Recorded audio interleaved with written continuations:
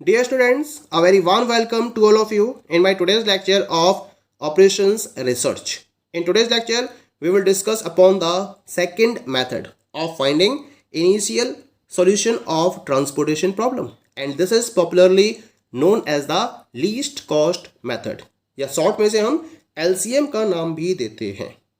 Transportation problem के initial solution को find out करने के लिए ये एक सेकंड पॉपुलर टेक्निक है, सेकंड पॉपुलर मेथड है, क्योंकि ट्रांसपोर्टेशन प्रॉब्लम का मेन ऑब्जेक्टिव है टोटल ट्रांसपोर्टेशन कॉस्ट को मिनिमाइज करना। और इससे पहले हमने जो नॉर्थ वेस्ट कॉर्नर मेथड को डिस्कस किया था उसमें हमने कॉस्ट को एक्सक्लूड करते हुए प्रॉपर एलोकेशंस को फॉलो किया था, लेकिन यहां हम क्या करते हैं, यहां हम कॉस्ट को कंसीडर करते हुए एलोकेशंस को फॉलो करते हैं। और इसके लिए हम उन पर्टिकुलर रूट्स या फिर सेल्स को सेलेक्ट करते हैं जहां यूनिट ट्रांसपोर्टेशन कॉस्ट लोएस्ट होती है। इसी वजह से ये जो मेथड है it takes into account the minimum unit cost of transportation for obtaining the initial solution. तो इनिशियल सॉल्यूशन को ऑब्टेन करने के लिए ये method minimum unit cost of transportation को फॉलो करता है और उसके अकॉर्डिंग एलोकेशंस को फाइनलाइज करता है। किस तरीके से इसको फॉलो किया जाता है, क्या क्या स्टेप्स अवेलेबल हैं इसमें, let us have a discussion of these particular steps. The very first step is select the cell with the lowest unit cost in the entire transportation table and allocate as much as possible to this cell. Then eliminate that row or column in which either the supply or demand is exhausted. If a row and a column are both satisfied simultaneously, then only one may be crossed out. यानी कि इस particular method में सबसे पहले step में क्या करना है, जो आपको एंटायर ट्रांसपोर्टेशन टेबल दे रखी है उसमें से जो लोएस्ट यूनिट कॉस्ट वाला सेल है उसको आपको सिलेक्ट कर लेना है, क्योंकि जो कॉस्ट दे रखी होती है उसमें से आपको ये देखना है कि सबसे कम कॉस्ट किस पर्टिकुलर सेल में अवेलेबल है। अब आपको उस सेल में एलोकेशन करना है और उसके लिए क्या करोगे, वही आप सप्लाई एंड डिमांड कंडीशंस को देखोगे, उसके करेस्पॉन्डिंग चेक करोगे कि सप्लाई कितनी है और डिमांड कितनी है, और इन दोनों में से जो मिनिमम होता है उसको उस पर एलोकेट कर दिया जाता है। ठीक है, और सप्लाई और डिमांड में से जो भी कंडीशन सेटिस्फाइड हो जाती है या जो एग्जॉस्ट जाता है उसके करेस्पॉन्डिंग या तो रो को या फिर कॉलम को हम एलिमिनेट कर देते हैं। और अगर रो और कॉलम दोनों ही एक साथ सेटिस्फाइड हो सकते हैं तो इनमें से हम क्या करेंगे, केवल एक को ही क्रॉस आउट कर सकते हैं। ठीक है, अब मान लीजिए कोई ऐसा केस आता है, कोई ऐसी ट्रांसपोर्टेशन प्रॉब्लम आती है जिसके अंदर जो स्मॉलेस्ट यूनिट कॉस्ट है वो यूनिक नहीं है। दो एक जैसे यूनिट कॉस्ट सेल अगर अवेलेबल हैं तो उस केस में हमें उस पर्टिकुलर सेल को सिलेक्ट करना है जहां हम मैक्सिमम एलोकेशंस कर सकते हो। तो जिस सेल पर मैक्सिमम एलोकेशन पॉसिबल होंगे उसी सेल को सिलेक्ट किया जाएगा। अगर दो सेल के रेफरेंस में यूनिट कॉस्ट टाई हो जाती है उस केस में। Clear? Step number 2, after adjusting the supply and demand for all uncrossed out rows and columns, repeat the procedure with the next lowest unit cost among the remaining rows and columns of the transportation table and allocate as much as possible to this cell. Then eliminate the row and columns in which either supply or demand is exhausted. यानी कि step 1 को complete करने के बाद अब आपको क्या करना है, जब आपने सप्लाई एंड डिमांड को एडजस्ट कर दिया है, जो भी रोज एंड कॉलम्स अनक्रॉस्ड रहे हैं, तो अब आपको इस प्रोसीजर को फिर से रिपीट करना है। यानी कि आपने एक सेल के रेफरेंस में कर लिया और जो एग्जॉस्ट हो गई है रो या कॉलम उसमें से आपने एक को एलिमिनेट कर दिया है। ठीक है, उसके बाद फिर आप नेक्स्ट लोएस्ट यूनिट कॉस्ट को सर्च करते हो, उसके करस्पॉन्डिंग आप एलोकेशन फॉलो करते हो, फिर सप्लाई या डिमांड में से जो एग्जॉस्ट हो जाएगी उसको एलिमिनेट कर दोगे, फिर आप नेक्स्ट लोएस्ट यूनिट कॉस्ट को सर्च करोगे जो अनक्रॉस्ड रोज एंड कॉलम्स हैं उनमें से, और इस स्टेप को तब तक रिपीट करते रहोगे जब तक कि रिम कंडीशन सेटिस्फाइड नहीं हो जाती है। यानी कि जितनी भी रोज हैं, जितने भी कॉलम्स हैं, जब तक सारे के सारे रोज एंड कॉलम्स एलिमिनेट नहीं हो जाते हैं तब तक आप इस पर्टिकुलर स्टेप को रिपीट करते रहोगे। Clear? Now we move to the step number 3. Repeat the procedure until the entire available supply at various sources and demand at various destinations is satisfied. The solutions obtained need not be non-degenerate. यानी कि आपने इस step को repeat करा और इस step को repeat करने के बाद जब सारे सोर्सेस और सारे डिमांड सेंटर्स पर सप्लाई और डिमांड कंडीशंस सेटिस्फाइड हो जाती हैं तो उसके बाद आपको फाइनली सॉल्यूशन ऑब्टेन हो जाता है। हाँ, ये बात ध्यान रखनी है आपको कि जो सॉल्यूशन आप ऑब्टेन करेंगे वो नॉन डिजेनरेट नहीं होना चाहिए। That is clear? चलिए, ये तो बात हो गई about the steps. Now we will discuss one of the example in this reference, जिसके बेसिस पर आपको क्लियर हो जाएगा कि इस पर्टिकुलर मेथड के बेसिस पर हम किसी भी ट्रांसपोर्टेशन प्रॉब्लम के इनिशियल सॉल्यूशन को किस तरीके से ऑब्टेन कर सकते हैं। तो मैंने यहाँ पे एग्जांपल लिया है, एग्जाम्पल वही सेम है जो मैंने NWCM में फॉलो किया था। ठीक है, क्यों लिया है इसको बाद में आपको आइडिया रहेगा। पहले बात करते हैं उसी पर्टिकुलर एग्जाम्पल के रेफरेंस में हम LCM मेथड को किस तरह से अप्लाई कर सकते हैं। तो यहाँ पर आपको एक ट्रांसपोर्टेशन प्रॉब्लम दे रखी है जहाँ आपको 4 डिमांड सेंटर्स दे रखे हैं, D1, D2, D3 और D4, और 3 सप्लाई सेंटर्स दे रखे हैं, S1, S2 और S3। सप्लाई सेंटर्स के रेफरेंस में सप्लाई भी दे रखी है और डिमांड सेंटर्स के रेफरेंस में आपको टोटल डिमांड भी दे रखी है। एग्जाम्पल भैया सेम है जो हमने NWCM में यूज़ किया था। अब इस एग्जाम्पल के बेसिस पर हमें डिफाइन करना है कि हम किस तरीके से LCM मेथड के बेसिस पर इनिशियल सॉल्यूशन को ऑब्टेन कर सकते हैं। तो यहाँ मैंने इस टेबल को अगेन ड्रॉ किया है। ठीक है, मैट्रिक्स को रिप्रेजेंट किया है ट्रांसपोर्टेशन प्रॉब्लम के रेफरेंस में। अब यहाँ हम लीस्ट कॉस्ट मेथड को अप्लाई करते हुए इनिशियल सॉल्यूशन को फाइंड आउट करेंगे। तो सबसे पहले तो मुझे देखना है कि इस पर्टिकुलर ट्रांसपोर्टेशन टेबल में मिनिमम कॉस्ट कितनी है। This is equal to 8। मुझे इस पर्टिकुलर 8 पर एलोकेशन करना है। इस 8 के करस्पॉन्डिंग सप्लाई 18, डिमांड 8, और इसमें से मिनिमम है आपके पास 8। तो इस 8 के करस्पॉन्डिंग मैं एलोकेशन करूंगा 8 का, और इसको मैं कर दूंगा सर्किल। ठीक है, 8 का एलोकेशन हो गया। यहाँ से आपने 8 का एलोकेशन कर दिया, 18 माइनस 8 यानी कि ये बचा 10, और जो डिमांड है वो बची 8 minus 8 is equal to 0। Demand is exhausted, तो मैं यहाँ पर D2 डिमांड सेंटर को एलिमिनेट कर दूंगा। डॉटेड लाइन से मैंने इसको एलिमिनेट कर दिया। अब जो बाकी की बची हुई टेबल है इसमें से फिर मैं अगेन मुझे मिनिमम कॉस्ट को सर्च करना है। The minimum cost is equal to 10। अब ये 10 आ गई।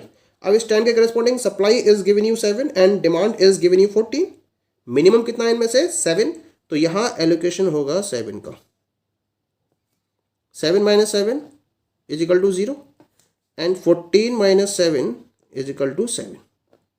ठीक है, सप्लाई एग्जॉस्ट हो गई। तो S1 जो सप्लाई सेंटर है उसको मैं ट्रांसपोर्टेशन टेबल से एलिमिनेट कर दूंगा अकॉर्डिंग टू द रूल। अब जो बाकी की बची टेबल है उसमें से जो मिनिमम वैल्यू है इट इज इक्वल टू, ये क्या बचा है? 70, 40, 40, 70, 60, 20। 20 इज द मिनिमम। इस 20 के करस्पॉन्डिंग जो आपकी सप्लाई है दैट इज 10 और डिमांड है 7। तो इसका मतलब इस पर एलोकेशन होगा 7 का, जो मिनिमम है इनमें से 7 का एलोकेशन होगा। 7 minus 7 equal to 0 and 10 minus 7 and this is equal to 3। ठीक है, 0 D4 0 हो गया। तो इसके करस्पॉन्डिंग क्या करूँगा मैं? D4 को इस पर्टिकुलर टेबल में से, मैट्रिक्स में से एलिमिनेट कर दूंगा डॉटेड लाइन के बेसिस पर। अब जो बाकी की बची हुई टेबल है उसमें देखते हैं वैल्यूज कौन कौन सी हैं। 70, 40, 40, 70। इनमें से मुझे लोएस्ट वैल्यू को सर्च करना है। लोएस्ट वैल्यू है इसमें से 40। अब ये 40 हो गई यहाँ पर रिपीट, यूनिक नहीं है ये। ठीक है, तो पहले देखेंगे इस 40 के करस्पॉन्डिंग कितना ट्रांसपोर्टेशन होगा, कितना एलोकेशन होगा। सप्लाई 9, डिमांड 7, तो 7 का एलोकेशन होगा। और इसके करस्पॉन्डिंग सप्लाई 3, डिमांड 5, 3 का एलोकेशन होगा। तो हम इसको सेलेक्ट करेंगे क्योंकि इस पर एलोकेशन 7 का है और इस पर 3 का है। तो इनमें से जो मैक्सिमम होगा उस पर एलोकेशन किया जाता है। तो यहाँ मैं 7 का एलोकेशन कर दूंगा इसके करस्पॉन्डिंग। ठीक है, यहाँ हो जाएगा 9 minus 7 that is equal to 2।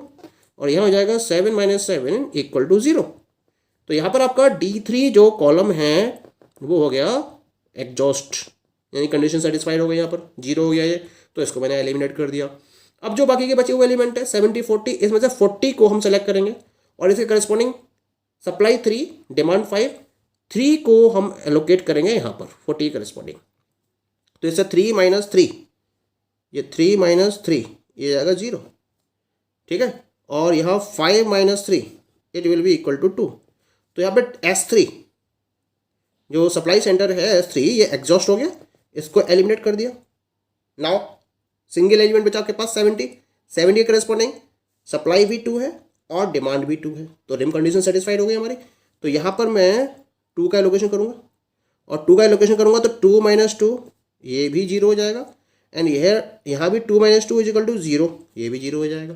तो यहाँ पर आपकी S2 रो भी एलिमिनेट हो गई और D1 कॉलम भी एलिमिनेट होगा। तो इस तरह से जितने भी सप्लाई सेंटर्स हैं, जितने भी डिमांड सेंटर्स हैं, वो सारे के सारे एलिमिनेट हो चुके हैं, ठीक है। अब यहाँ हम चेक कर लेते हैं कि हमारा जो सॉल्यूशन है वो प्रॉपर्ली कंडीशंस को सेटिस्फाइड कर रहा है या नहीं कर रहा है। तो देखते हैं कि हमें एलोकेशंस कितने मिले यहाँ पर, 1 2 3 4 5 और 6, ठीक है। तो ऑब्टेन्ड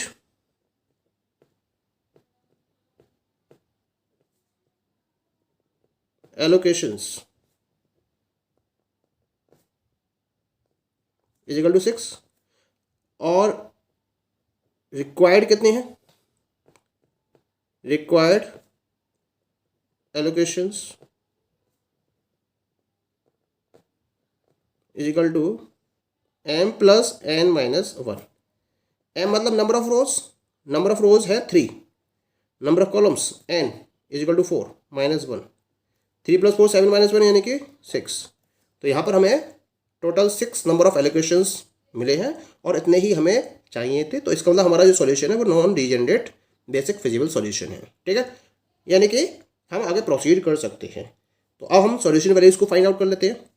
तो सॉल्यूशन वैल्यूज़ क्या मिली हमारे पास, solution values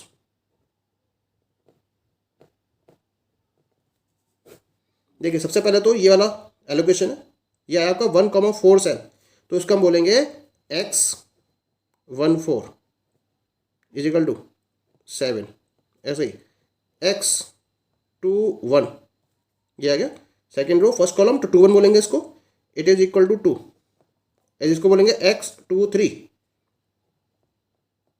and this is equal to 7 का एलोकेशन हुआ है। Next one is x31 is equal to 3, next one is the x32 and this is equal to 8 और यह एक लास्ट में x34 this is equal to 7। तो इस तरह से हमें ये सॉल्यूशन वैल्यूज मिल चुकी हैं। Now we will calculate the total transportation cost. तो यहाँ हम डिटरमाइन करेंगे अबाउट द टोटल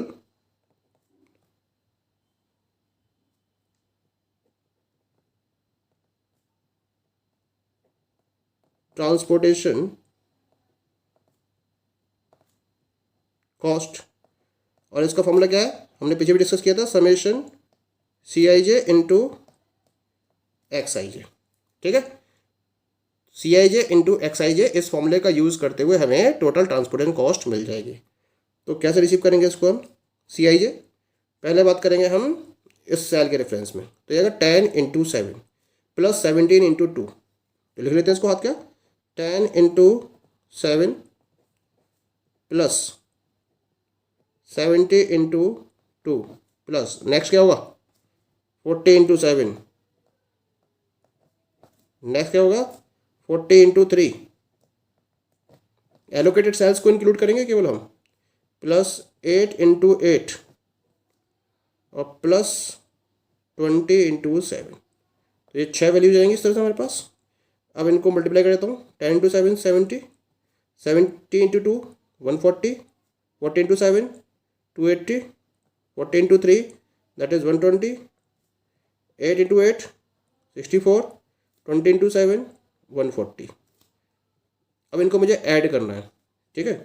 तो ऐड करूँगा 4, 4 6 10 और 2 12 और 8 20 और 4 24 और 7 31, एक 3 और एक 4 और एक 5 और 2 7 और एक 8, ₹814। ये आपके पास आंसर आ गया ₹814। अगर आपको ध्यान हो, प्रीवियस लेक्चर में जब मैंने NWCM से डिस्कस किया था तो वहाँ आई थी टोटल ट्रांसपोर्टर कॉस्ट 1015 और ये आई है 814। यानी कि LCM मेथड से आपको NWCM के मुकाबले कम ट्रांसपोर्टेशन कॉस्ट अचीव हो जाती है। तो ये एक बेटर सॉल्यूशन प्रोवाइड करता है with easy approach. Okay, the third method, Vogel's approximation method, we will discuss in the next lecture. Okay, thank you.